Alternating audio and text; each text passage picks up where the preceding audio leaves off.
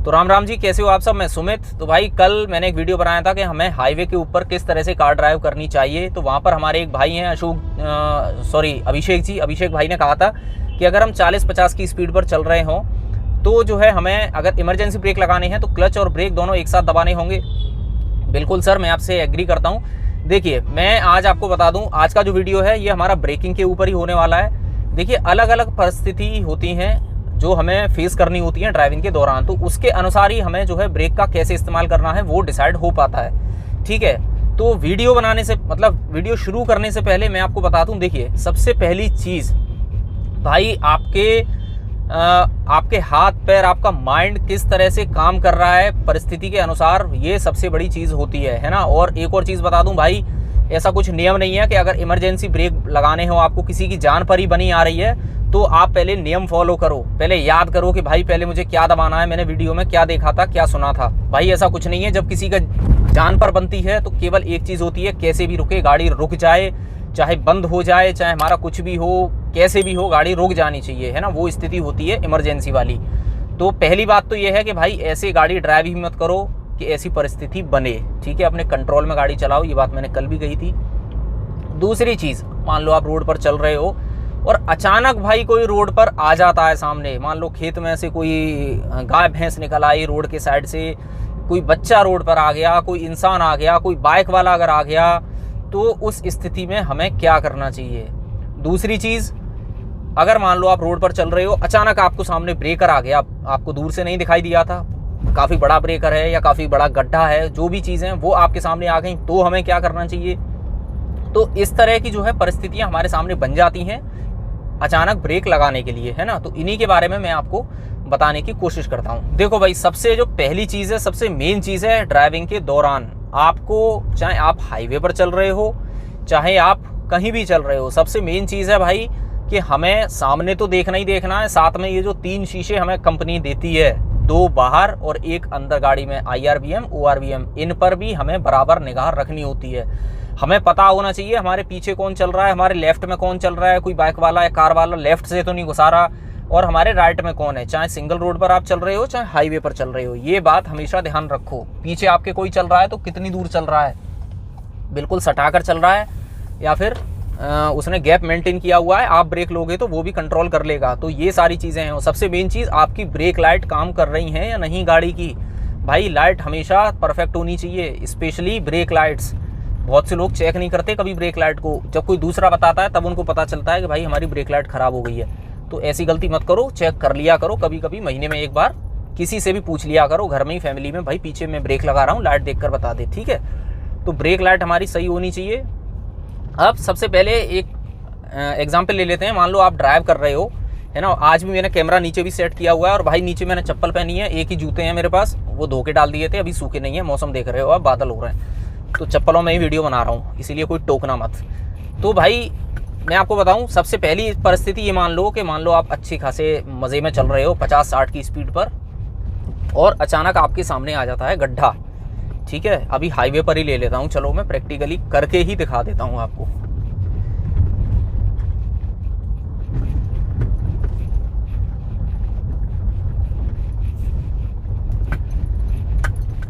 और हाँ, तब तक एक चीज़ बता दूं मैं आपको भाई, ये मेरा नया मोबाइल माउंट लिया है तो ये थोड़ा कम वाइब्रेट करता है पहले वाले से। पहले वाला तो बहुत ज़्यादा हिलता था, तो ये ठीक है। 2-3 दिन से मैं यूज़ कर रहा हूँ, मुझे ठीक लगा, और कंपनी के जो भी आते हैं उनसे, और ज़्यादा महंगा भी नहीं है। तो अगर आप इसको लेना चाहो तो नीचे लिंक दे दूंगा, मंगा सकते हो। 300-325 रुपये के करीब है ना। और लेकिन बढ़िया है, वाइब्रेशन इसमें कम है, कम हिलता है। तो भाई अब आ चुके हैं हम रोड पर। अब मान लो मेरी गाड़ी आ गई 60 पर, ठीक है, 60-65 हो गई, ऑलमोस्ट 70 होने वाली है। अब इस स्थिति में सपोज कर लो अचानक आपके सामने गड्ढा आ जाता है। ठीक है, अभी यहाँ कोई गड्ढा तो नहीं है, लेकिन सपोज कर लेते हैं। तो भाई इसमें क्या करना है आपको, आप या तो ये काम कर सकते हो, ब्रेक लगा दिया अचानक, लेकिन इस काम को करने से पहले आपको एक चीज़ ज़रूर करनी है, आपके पीछे कौन है, कोई है या नहीं, ये चीज़ देख लेना। ठीक है, कहीं ऐसा ना हो गड्ढे से बचने के चक्कर में, गाड़ी धीरे करने के चक्कर में पीछे वाला आप में घुसा दे, बहुत बड़ा नुकसान हो जाएगा। इसीलिए अगर आपके जस्ट पीछे कोई चल रहा है और आपके सामने गड्ढा आ गया तो भाई मतलब ये सोच लो, कुछ सोचो ही मत, उस गड्ढे को ऐसे ही निकाल दो। ठीक है, ब्रेक मत लो।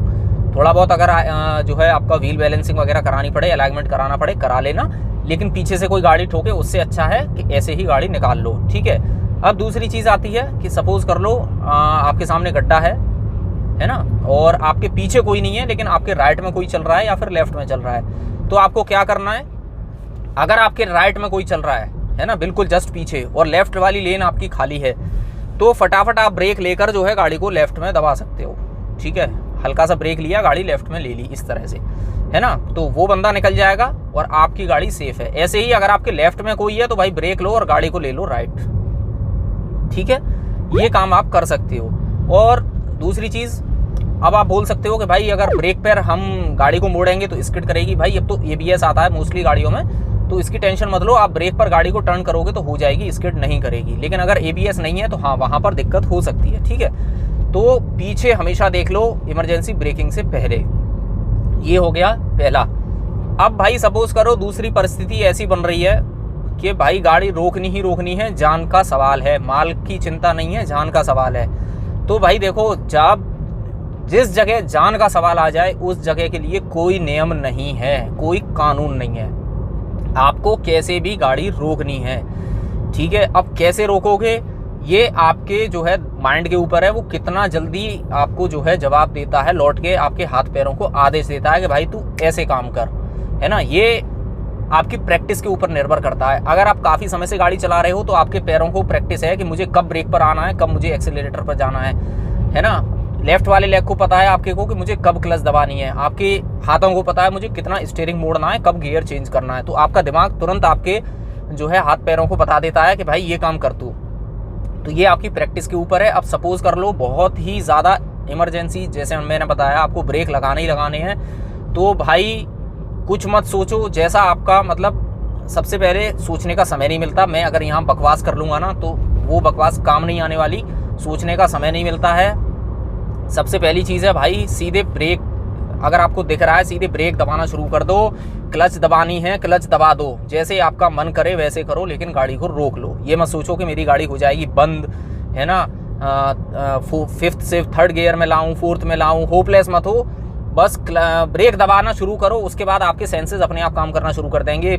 लेफ्ट पैर जो है अपने आप क्लच को दबा लेगा, हाथ गियर पे आ जाएगा। अब यहाँ पर एक चीज़ अपने को याद करनी है कि भाई अगर कोई लेफ्ट से निकल रहा है ना, तो मैं गाड़ी कहाँ बचा सकता हूँ, लेफ्ट में या राइट में। तो जिधर आपको ठीक लग रहा है कि हाँ इस जगह मेरे पास स्पेस ज़्यादा है, यहाँ मेरी गाड़ी अगर आगे तक चली जाएगी तो कोई दिक्कत नहीं है, राइट में जगह मिल रही है राइट में घुसा दो, लेफ्ट में मिल रही है लेफ्ट में घुसा दो, है ना। जहाँ भी जगह मिले वहाँ गाड़ी को घुसा दो, गाड़ी की टेंशन मत लो। ऐसी स्थिति में लगेगी लग जाएगी, ठोक पिट के सही हो जाएगी, नए सामान पड़ जाएंगे, लेकिन हमें गाड़ी रोकनी है।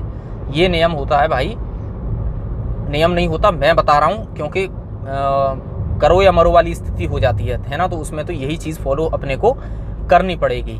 तो ये हो गई भाई 2 कंडीशंस। अब तीसरी कंडीशन आ जाती है कि मान लो आप, जैसे भाई ने कहा था, अभिषेक भाई ने, कि 30-40 पर आप चल रहे हो और इमरजेंसी ब्रेक लगानी है, तो हमें दोनों एक साथ दबाने पड़ेंगे। बिल्कुल भाई, देखो आप 40 की स्पीड पर किस गियर में चल रहे होगे, 3rd गियर में चल रहे होगे, है ना। तो 3rd गियर में अब सपोज कर लो मैं गाड़ी को 40 पे ले आता हूँ, ठीक है।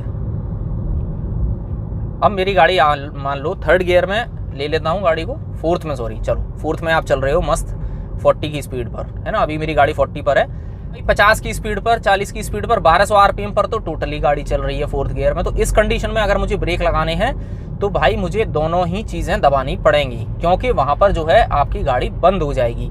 तो ये जो सारा खेल है क्लच का, ब्रेक का, ये आपके RPM के ऊपर डिपेंड करता है ना। अब सपोज करो मेरी गाड़ी अगर 40 पे मैं चल रहा हूँ और 3rd गियर में हूँ, तो भाई मेरा ब्रेक से भी काम हो जाएगा, है ना, ब्रेक से काम हो जाएगा, बाद में मैं क्लच दबा सकता हूँ। लेकिन 4th गियर में अगर है तो पहले से ही 1200 RPM पर है, उससे नीचे तो गाड़ी बंद होनी है, तो भाई मुझे उस स्थिति में दोनों चीज़ें दबानी पड़ेंगी एक साथ।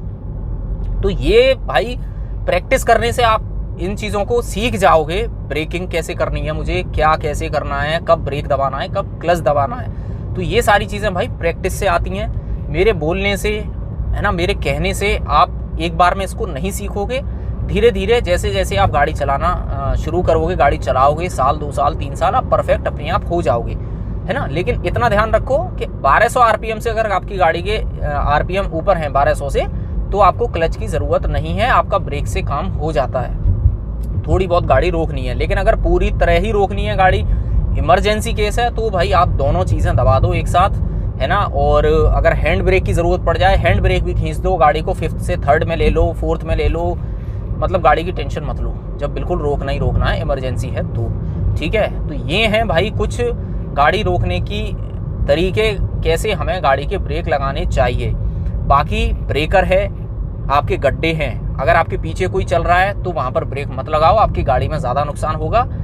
अगर आप ऐसे ही कुंदा दोगे गाड़ी को तो ज़्यादा से ज़्यादा बैलेंसिंग, अलाइनमेंट 2 चीज़ आपको करानी होंगी, वो सस्ते में हो जाएंगी, है ना। या फिर लेफ्ट और राइट देख लो, जिस जगह जगह खाली मिल रही है उस जगह गाड़ी को ले लो ब्रेक लगाते समय, जिससे कि दूसरा बंदा अपना सीधा निकल जाएगा और आपकी भी गाड़ी सेफ हो जाएगी। तो ये हैं भाई ब्रेकिंग के कुछ, हम इन्हें नियम तो नहीं कह सकते, लेकिन मैं जो चीज़ें फॉलो करता हूँ वो आपको बता रहा हूँ, जिससे कि कम नुकसान में या फिर बिना नुकसान के आप जो है अपनी गाड़ी को किसी भी स्थिति में, विपरीत परिस्थिति में आराम से निकाल सको, है ना, बिना नुकसान के। कि उम्मीद करता हूँ आपको सारी चीज़ें समझ आ गई होंगी। और वैसे हमें नॉर्मल ब्रेकिंग कैसे करनी चाहिए उसके बारे में मैं कल वीडियो बना चुका हूँ, तो अगर आपने वो नहीं देखा है तो भाई ऊपर आई बटन में यहाँ लिंक आ रहा होगा, उसको एक बार जाकर देख लीजिए।